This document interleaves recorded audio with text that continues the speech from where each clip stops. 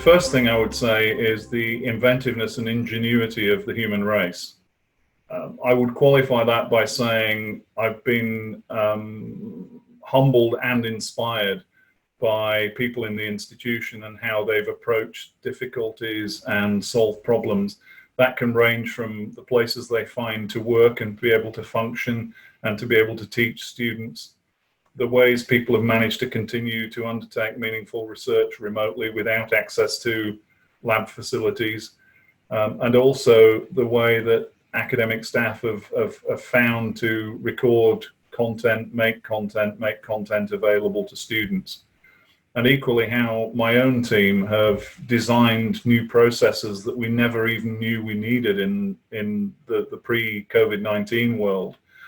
So just the ability to be able to put in processes that ensured that we could deliver IT equipment to people's home addresses, that we got third parties to do it, that we were typically from requirement to fulfillment was 48 hours. I think the second thing was surprising ourselves as to how much we could get done in a short time frame when the pressure was on. Examples of that, we had an implementation project for Microsoft Teams, and that had a long schedule with a rollout, and we were expecting to have to coax academic staff to use the platform and to adopt it. We actually deployed it in 48 hours, and usage went from 0 to 30,000 team calls a week in a week. So the deployment was rapid, the scale up was massive.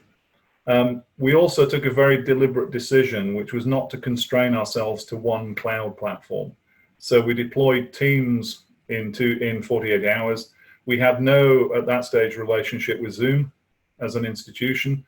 We went from no relationship to Zoom fully deployed in 2 weeks, and we made that available to academic staff because some of our academic staff were already using it in their interaction with other institutions. And we also deployed Blackboard Collaborate because we already had that in use in some of our fully online programs. So academic staff were able to choose their platform of choice. And what it meant was we were not dependent on a single cloud provider. Because when the COVID-19 pandemic started, it was obvious to me that Microsoft and Zoom and others were going to have to scale massively, and we were going to see their usage escalate probably more than exponentially. And we didn't really have any guarantees that they would cope. They were scaling in a way that they'd never had to do before. And so we felt that to rely on a single platform when the institution fully depended on being online was actually a mistake. And when we had any issues during that period with Teams, people were able to switch to Zoom or vice versa. And it also helped with the well-publicized security concerns in the media around Zoom and how we dealt with that.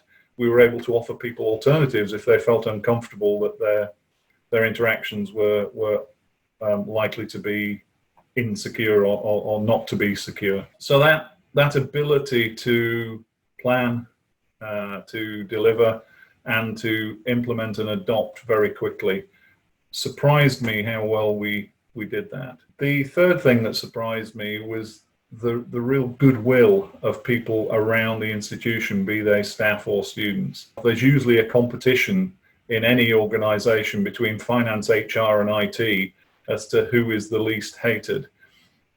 We tend to be quite unpopular services in most organizations.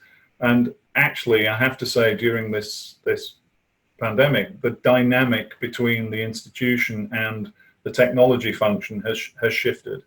And we've had a lot of recognition for the efforts we've put in, and there's been a lot more willingness from the institution to work with us.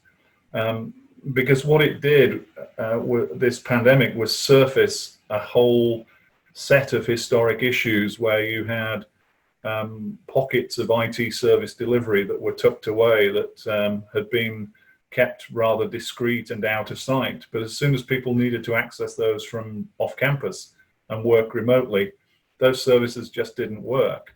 And so we put a lot of effort into making those services fit for purpose and making them available to staff who were working remotely.